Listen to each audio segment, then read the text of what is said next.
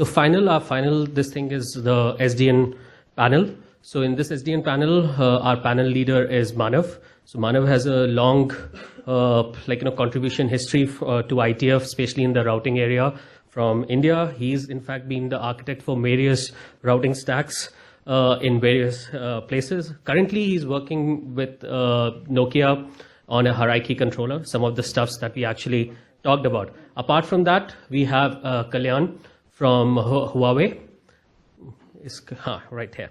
And he's leading a team on open source and innovation, working on Owners, ONAP, and other teams. We have Manjul. Manjul is from Niveti Systems, and Niveti Systems has also sponsored as one of our sponsors for the event. So we thank Niveti System. It's a startup which is again working in SDN and routing and analytics space. So that's that. And and Pavan, we already met him. He's our TEAS chair. So I off to Manav to lead us the panel on telemetry and analytics. So going back, looking at it the higher layer, what is the role of telemetry and analytics in the SDN space? Off to Manav. Check. Is it on now? You guys have not been given the mics. Huh? You can't speak. I'm the only one who talks today. Circulating mic. Okay. Wheels. Okay, so thanks, Dhruv, for the introduction. So I thought I'd introduce you guys, but I've already done that. So good.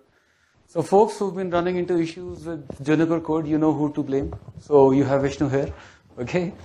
So I think we've spoken a lot about telemetry. So I wanted to start with what telemetry is, but I don't think that's required now because we spent enough oxygen talking about telemetry. So what I'd really like to start with you guys is, because you all come from different vendors, is telemetry, right? So is it, in your opinion, in your experience, coming from the vendor side, you guys talk to service providers, some large service providers and all that. So telemetry today, is it used for forensics, or do you guys actually see it being used for real-time events? So is it that you collect the telemetry data and then you store that, you process that, and later use it for something else?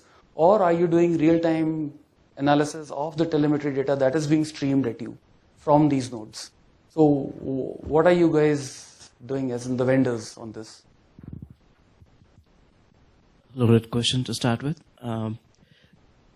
So we, right now, forensics is what it's primarily used for, but the ultimate goal for anybody who's doing this is to get to a stage where you use this for self-driving networks or self-healing networks. Get to a stage where the operator doesn't need to get his hands dirty, right? So you get all of this streamed out. It's analyzed. Those things have been happening for a while now. But what happens after that? What sort of feedback loop or closed loop in one of the slides that was presented today, how that gets automated is still missing to a certain extent. So until that gets, until the user community gets comfortable with doing that, forensics is what we currently have. Okay, so you can't then use it for real-time analysis? Not yet. Not yet, okay. I think Vishnu summarized it properly, but actually with telemetry being used in security areas, there is a need for real-time analysis. And a lot of real-time analysis are getting done in security area where you are exporting the entire data flow. And a lot of NetFlow, IPFix, SFlow data is coming up, which needs to be analyzed in real time, at least to prevent certain kind of attacks. At least, if not from the beginning, at least in near real time to actually achieve that security perspective. Okay.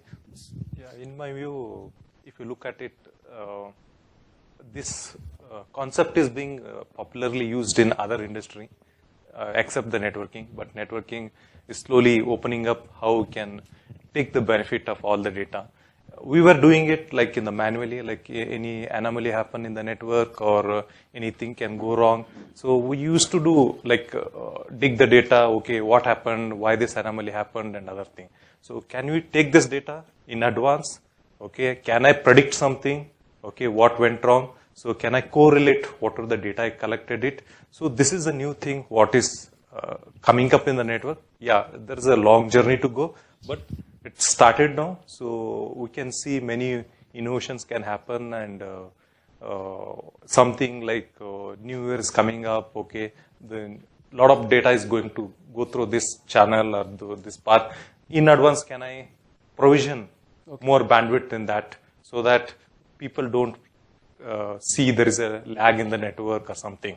Okay. So many such things can happen once you start collecting the data, once you start correlating, then you can easily predict what can happen. But the first step is, yes, collect the data and see what can be done. But there are many tools and technology, so that standard is still not yet arrived at that place. Okay. But it will be initial period that technology is new. One person will do in another way, another person will do in different way. Okay. But slowly people will converge. Okay. We can see many things can happen there. So what really excites me about telemetry is, and this is I think what we're doing in Nokia here. So all this while, right? So I've been building routers all my life and working on, unfortunately, RSVPT and all these. And I call it complex. I mean, I'm calling it unfortunate because it is quite complex, and I think people want to just get rid of RSVPT. So the thing was, we would always reserve capacity on the links, and as a result, you would always have underutilized links in the service provider networks. And then I think Google in circa 2012 or 11, I don't remember exactly when, they came out and said, we run our networks at 90% utilization or 80% utilization. And that's when at least a lot of our customers, service providers started getting back to us saying that, what have you guys been doing? Because we've been running networks at 50% and all that. So help us, run our networks hotter. And then we started thinking about that whole thing, and that's when we started looking into telemetry, how we could use telemetry. So one of the things that we're doing as we speak is, instead of doing hard reservations on the links, what we're trying to do is we're dynamically at real time, we're getting feeds from the routers on the links using SFlow, NetFlow, pick up your favorite protocol. And we're looking at how congested the links are. And based on that, we're placing services. So this whole concept of doing hard reservations, right, and then placing LSPs on certain links is kind of, I thought, is being obsoleted, which is being replaced by telemetry. And so do you think this heralds the beginning of the end of hard reservation? So today traffic engineering, it's all about hard reservation, right? I have an LSP that needs 200 Mbps. I reserve 200 Mbps. And it doesn't matter whether there's any traffic or not. I just do that. Now, I mean, to me, the golden this thing would be when we don't do that and we're just taking these decisions dynamically. And I think streaming telemetry plays a huge role there. So what do you guys think about that? As in, do we still need hard reservations? Even with RSVPT, we do have auto bandwidth, right? So we do dynamically react to. I don't think that works. So, I don't know how many vendors implement that. I don't know how many are actually using that. So I can tell you from coming from a vendor's point of view, auto bandwidth is easily the most used T feature that our customers use. Okay. And as somebody who's developed RSVPT all his life, I can tell you it's not going anywhere. Okay, yeah, I know. Yeah. And no, but segment. But let me come to that. So I subscribe to the architecture philosophy where you say that you must centralize what you must and distribute what you can. Sure. So if you do have enough compute power on your distributed nodes, and if you have enough control plane state sitting on those, then why not take leverage of that, right? So the example that you used was SR. In that particular case, you don't really have any T-specific control state on the nodes. So you're out of luck. So if you want to do SRT, you do need a T controller that can do all the T functions in real time, just like the way distributed RSVPT works today. And at least for SRT's sake, I'm with you. I'll hope that this telemetry thing caters to those demands and make sure that it works. But on paper, what you're saying is possible. I have serious reservations on that. On that now. There are a lot of people who are working on solutions, but when it comes to deployment, there's a large cycle that needs to be. I completely agree. Yeah. So, in my view, actually, the future is doing away with hard reservations. But predictive analysis needs to actually evolve on that front, where you can predict whether the traffic is going to increase on certain links, or basically what amount of flow, what amount of traffic is going to flow on a particular flow. So, with predictive analysis going forward, probably SDN controller can take the decisions on whether we need to have hard reservations or not. Okay. In my view, all matters is like you could have seen that we also built a small prototype where we are able to predict how much bandwidth it's going to take. The end of the day, like how much data I can collect it, okay, and within the this could be just a reference implementation, but when it comes to the real network, we need the data. End of the day, the historical data determines all the things. I can analyze the data, I can develop a model, and how the model can predict closely to the realistic scenario. That's what determines the success of the thing. And we are able to see many successful stories where we will be able to predict closer to the reality. So if that comes, I'm sure slowly that hard reservation will take back step. So where do you guys see telemetry, as in, where are you guys using telemetry today? So what do you get when you have streaming telemetry? So what are the kind of applications that you are developing? So for example, one is, as I just mentioned, helping get away with hard reservations, because you're constantly getting that. So what are the applications? What are you using it for?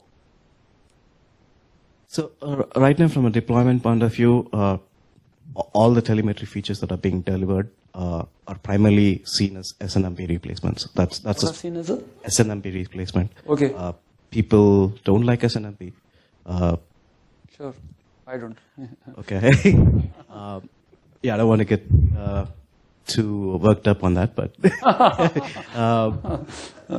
but yeah, I mean, the current step is to making sure that with streaming telemetry, the tools that are available in the vendors, you replace SNMP.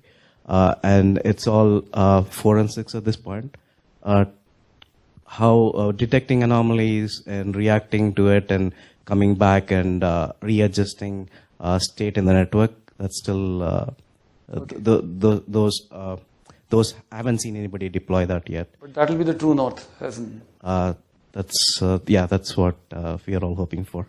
Okay. Hopefully it will happen before I retire. Before you retire? Oh no, it's going to happen very soon. We have seen actually a lot of traction for streaming telemetry in security analysis front, where we utilize the data for forensics and real-time thing. Basically, consider security from an enterprise standpoint of view. It's not just the north-south traffic which is important. A lot of east-west traffic is also important, which is flowing through multiple switches. So to have a from security point of view, probably you'll need to analyze every flow which is flowing through there.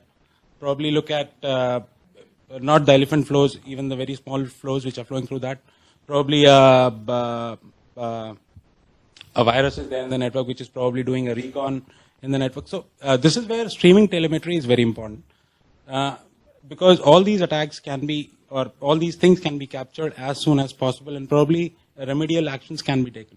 So this is where SDN actually plays a very important role, because with the closed loop being there, these attacks not only can be detected but can also be prevented in near real time before actually any real damage can happen.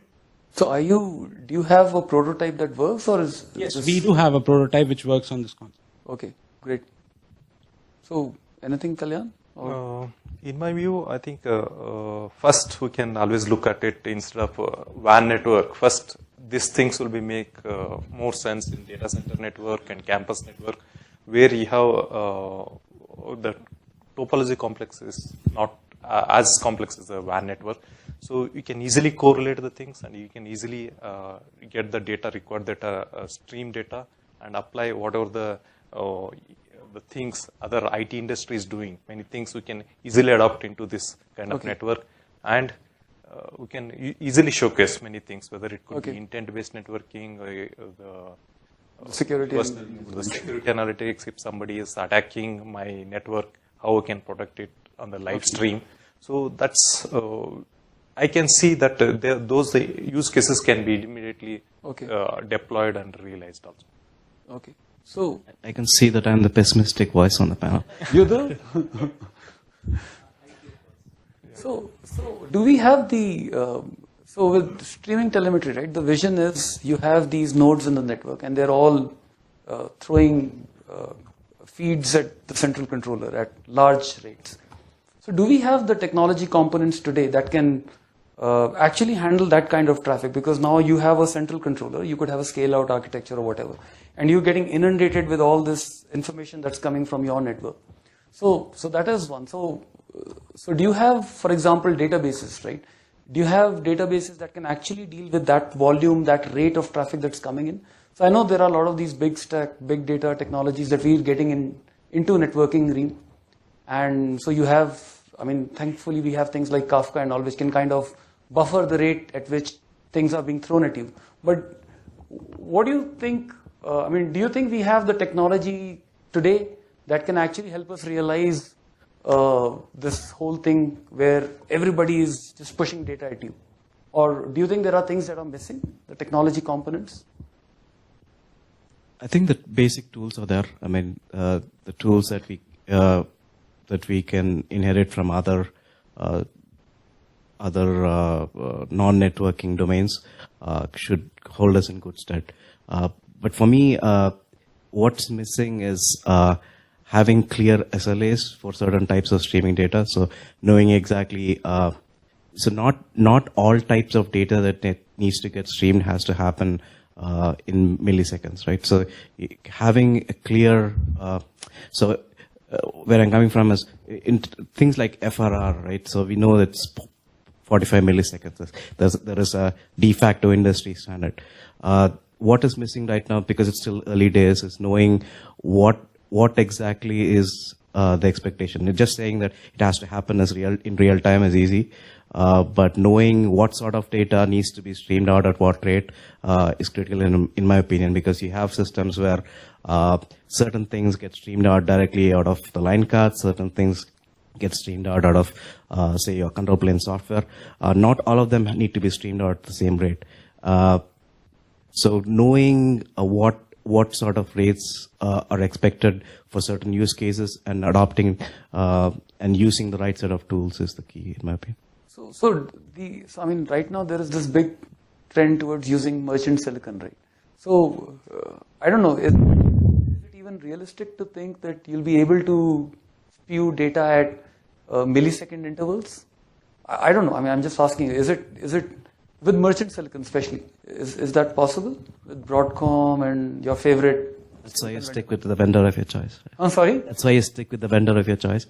But is it realistic? Is it realistic to expect data being thrown at 5 milliseconds and all? Because the thing is, there is this healthy trade-off between the amount of useful traffic that you're carrying and the OEM traffic that you're carrying. So if you're throwing a lot of SLO feeds, I don't know. Yeah, that goes back to my earlier point about knowing what kind of SLA is required for what type of data. But if you just throw a blanket SLA saying that I need everything to be streamed out at certain milliseconds, I don't think it's going to scale with what we currently have.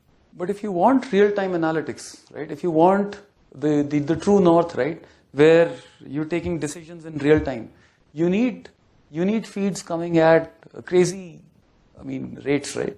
So then it's not, if you're sending feeds at slow intervals, then it's just a glorified NMS system, right? Where you're getting, instead of SNMP, you've just changed the format into a gRPC or whatever. But I would expect that for this to be really useful, or to my mind, something that we all need to push for, I would expect the feeds coming at 10 milliseconds. Eventually, yes, but... So are we there yet? Okay, so that's the question. So are we... No. From merchant silicon point of view, yes. Yes, as in, are we there or we not there? We do have certain merchant silicons which can provide those kind of. What, 10 milliseconds? Probably 10 milliseconds. Really? Yeah, Which version? If you look at it, like you're talking about the tools and the merchant silicon, right? Already it is proven in web scale companies where the amount of data what they handle, it's almost equivalent to what other network operators handle the data. And they were able to use the same, like this big data and all the data bus, like whether it's Kafka or DDS, they were able to use it and they were able to effectively utilize these things and scale up to the level required. So it's the matter of time that communication industry can adopt those things to get those benefits. It's only in my view, it's only the lacking. Okay. Okay, what communication industry is looking, but we can easily adopt those things, and we are able to see some of those benefits. Some companies are already deployed, and we can see those benefits. It's only that how soon we can adopt it and get the benefit out of it. Wow. So what is the work that's happening in IETF around this? As in, because you'll have to standardize this, right, for this to be really deployed at scale. Because today, I know we do telemetry. It is all proprietary. We stuff the thing that we think is useful in a gRPC, and we just push it to our controller. And if I have a Huawei controller, I don't think we should have one, but if I have a Huawei controller, I don't think they'll understand the feeds that are coming from the nodes, right? So we have to standardize that so that you have a Nokia controller everywhere, okay? Just kidding. And so what are we doing? Is something happening there? Right now the focus is mainly on vendor neutral data models, right? So what sort of, standardizing how the data is modeled so that both sides of the stream understand what is being sent out. In terms of transport, standardizing transport itself, there are obviously some IETF specified transports available, but the industry, if you're looking at something like gRPC, Google did bring gRPC to the IETF. It was discussed, but that was more. We don't know what the ultimate motivation is. We don't know whether they're in the IETF for the long haul, whether they want to really take it through the standardization process, or it was just, or if it was just a method of sending the message out, saying that this is cool and this is what you guys must do. And since the industry seems to have already adopted that, there's no real point for them to spend the energy to come to the IETF and standardize it. Personally, I think as long as you have this data model standardized and the transport and the encodings, those the industry will decide. The industry will let you know sooner than later, which was more desirable for the customer. So how do you see the winds blowing? As in, is it leading towards gRPC, or it's the jury's still out on? Jury's still out. That depends on the customer that you're talking to. Typically, the folks who are asking for these open source based transport are the ones who had actually developed it. So if you go to somebody who developed gRPC, they will obviously say, I need everything to be seen via gRPC. But if you go to somebody else who have their own transport, okay. Yeah. So the jury is still out. Is answer. So I've not been following this, but wasn't there some work happening in IETF which said use gRPC for? I'm forgetting that. So maybe nothing like that is happening in IETF on gRPC, using gRPC for. I vaguely remember reading some draft. Now I'm sorry, I'm missing that. What was that about? Using gRPC channel also for network configuration. I think so. Perhaps it was that. So Still very early days. still early. Still early days. It's the same set of folks who are pushing gRPC or also pushing GNMI. There's more to come. There's GNCI, GNOI. But like with most things coming from the same stable, is whether they will stay for the long haul and get everything standardized is a thing to watch out for. So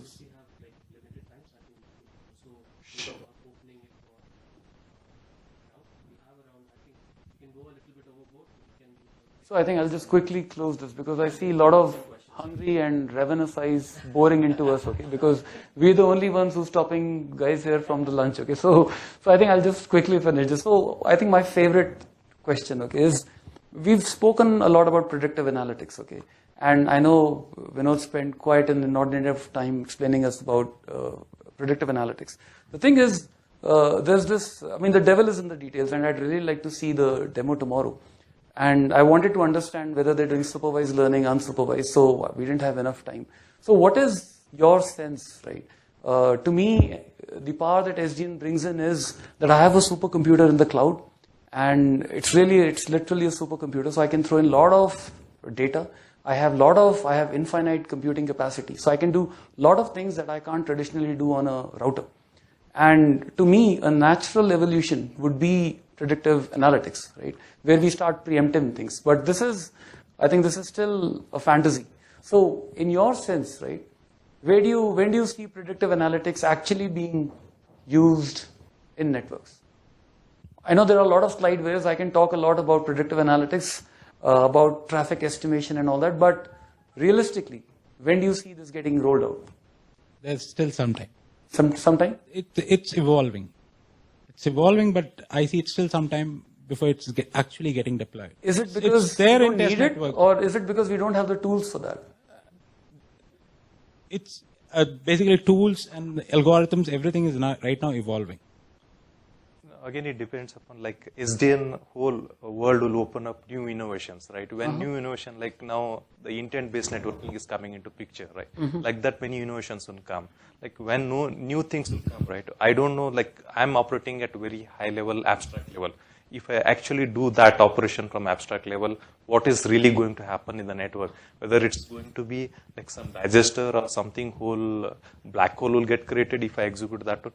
So if I want to know that one, this predictive analytics actually helps me that, okay, I can do some kind of verification, okay, and tell that, okay, if you do this one, this kind of prediction happen. Do you want to go ahead? Confirmation. So if it can predict, okay, take this information, predict that one, what's really going to happen down the network. So definitely those kind of the use case, it really helps to predict what's going to happen without really making those changes in the network. Okay. So, I mean, I don't think we have time, so we'll quickly close this, but the problem that I have with predictive analytics is usually when you have predictive analytics with Amazons and Flipkarts and whatever, it helps because there's supervised learning. So they throw me a recommendation and says, are you interested in that? I say, no, I'm not. So it keeps learning. Now with networking, I don't know how it works. It's forwarded some traffic. Who will it, I mean, who's saying that, you did a great job or you did not do the good job? So to me, it's a chicken and egg problem. And that is a big problem that I have. And I've made slides where I've spoken about predictive analysis, okay, machine learning, that's my favorite topic. But I still have these concerns around analytics. So, but anyways, this one, it can also be feedback, loop back, like it can get even from the telemetry data. You did something, okay, whether it's done good job or not, even your telemetry data can. Sure, that's a good point. At it and it can be made it as supervised learning also. Sure, but it's a slow and a laborious process. It's going to take some time. Yeah. Okay. So I'll throw the floor open for questions. Any questions? Me? Oh God. I wasn't expecting that. Okay. For example, when you said about predictive analysis, for example, if we take today's date, the Google Maps itself, we do have where we can tell I want to travel at this point of time on this day. So it gives a rough estimate. It does not give like exactly you will take 53 minutes or X minutes. It just gives a rough estimate. These kind of rough estimates can be used to automate what we want to do. It is not that I would get exactly pinpoint like this much millisecond or what it is, but we'll have an estimate using which we could build upon it. So I think with Google Maps, it is in a sense supervised, because what happens is initially it tells me that from Electronic City to the MG Road, it's going to take me 50 minutes. And then I start traveling. And Google realizes that it did not take me 50 minutes. It actually took me 75 minutes. So in that sense, right, it gets a feedback. And I think which is also what Kalyana was kind of alluding to. He said your telemetry feeds good. So I get that. I agree to that. Sure, yeah. Thank you.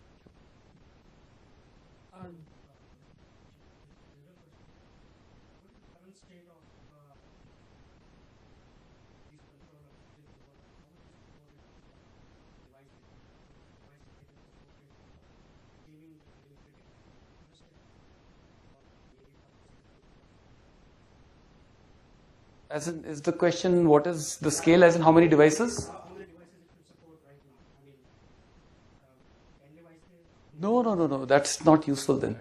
So I think we have controllers that can work at a full deployed network. So you could have, theoretically, I'll have to look at the numbers, I'll have to look at the exact numbers, but it's a mind-bogglingly large number. So I think I know I've seen 5,000 nodes and all, but the thing is, at least with what I've seen, we don't have true SDN deployed in large deployments. Okay, I have not seen large,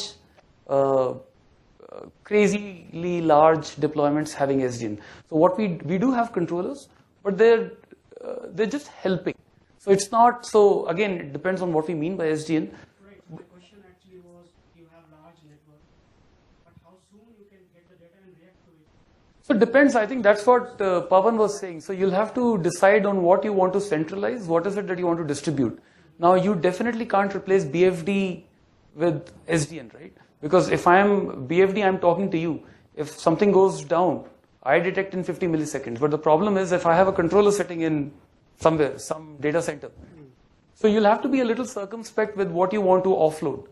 So I think, I'm sorry, I don't know if I've kind of veered in a different direction. Just to support what one, even the SDN controller, right? It's not that okay. It's unlike one router, it has some limitation. It again, it uses the distributed servers and other thing. It can scale up easily. It will be like that's how the Google was able to manage the cluster-based things. We can always use it. Maybe one cluster can support so many devices, another cluster can support. See, the point of this SDN controller is to actually, get the route the data, not the devices, but the controller route the data. It should find the path where data will go through the devices. That is the job of this controller. That's one of the things that it has to do. Right. I mean, the other thing is to get the data and actually to predict the paths. That is also one of the things it has to do. What it also has to do is it has to do provisioning, fulfillment, assurance. I think there is one confusion. I just want to clarify at this point in time. Maybe the controller not necessarily should involve in the prediction and collection the big data. It can be outside the controller also. All right. My question is the job of this controller is to do it as fast as possible, right? Otherwise, it is of no value. Sure. So, what are those numbers actually we are looking for? That's what is my question. What are those numbers that when the controller is actually feasible or it is actually practical to deploy those controllers? I'm sorry. I'm a little slow here. Okay. So for Cisco and SO controller, I heard like it's in 5 milliseconds, it can get the data and it can respond to those, it can get the paths. So is that right thing, or are we going look at numbers? So I'll give you, an example of what happened. So you'll probably get an idea. So in one of our customer deployments, some outage happened, as in some link went down or something.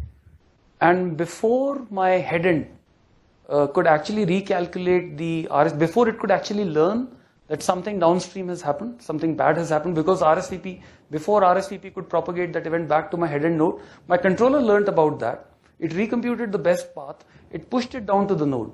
And we actually ran into a defect. We ran into a bug because we kind of had a corner case. So this is, so this probably gives you an idea of how fast. My question actually was how soon it can, currently, the controllers which are available today, how soon they can do this actually? They can do that. I'm telling you, this happened in a deployment. We had a bug by a customer, and when we diagnosed, when we went deeper, we realized that the controller had reacted before the head-end node actually learned from RSVP that my LSP had gone down. But again, this is not at high scale. So I don't think the scale is still, it's still in. Sure. So, thanks. Oh yeah, Karthik, tell me.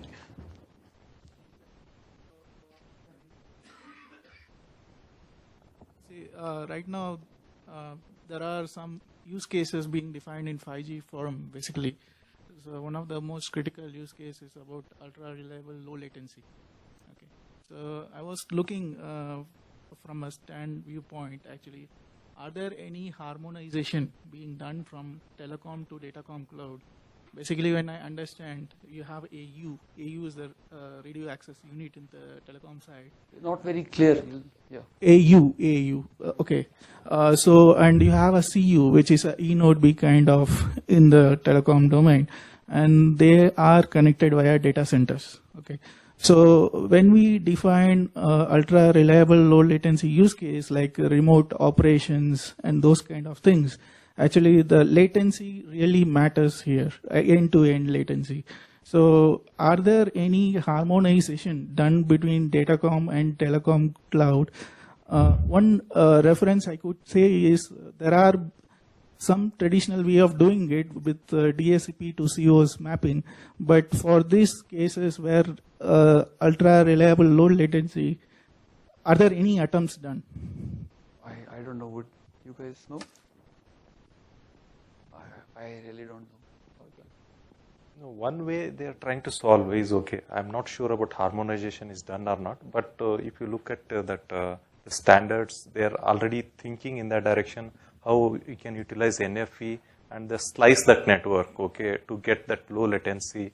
Like especially you are talking about maybe that some remote car, right? So driverless car network, how can I manage in the 5G network where you need to have a very low latency and quick response, right? So for that, they are already doing it in the standard body that how can I create a slice across the different set of network, whether it's a datacom network or whether it's a traditional telecom network. They are defining a standard how to map the slice ID for each kind of network and how can I make sure that the QoS is met for the low latency. So that standards are getting defined, and I'm sure.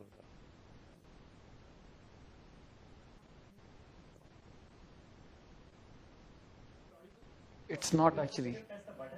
Right now, whatever you guys are talking about real-time analysis and those kind of things. So basically, these ultra-reliable low latencies should have a hard reservation, if I understand correctly, right? So basically, we cannot do it on a kind of situation where it is dynamically varying, because any time SLAs should be made for hard time this reliable low latency use case. So are there any attempts being made to kind of come up with the real-time analysis for ultra reliable low latency use case? I don't know. No, I think that use case still under this one. I think there is no deployment use case where yes it has to come up. Okay, so for standards are still getting defined for that.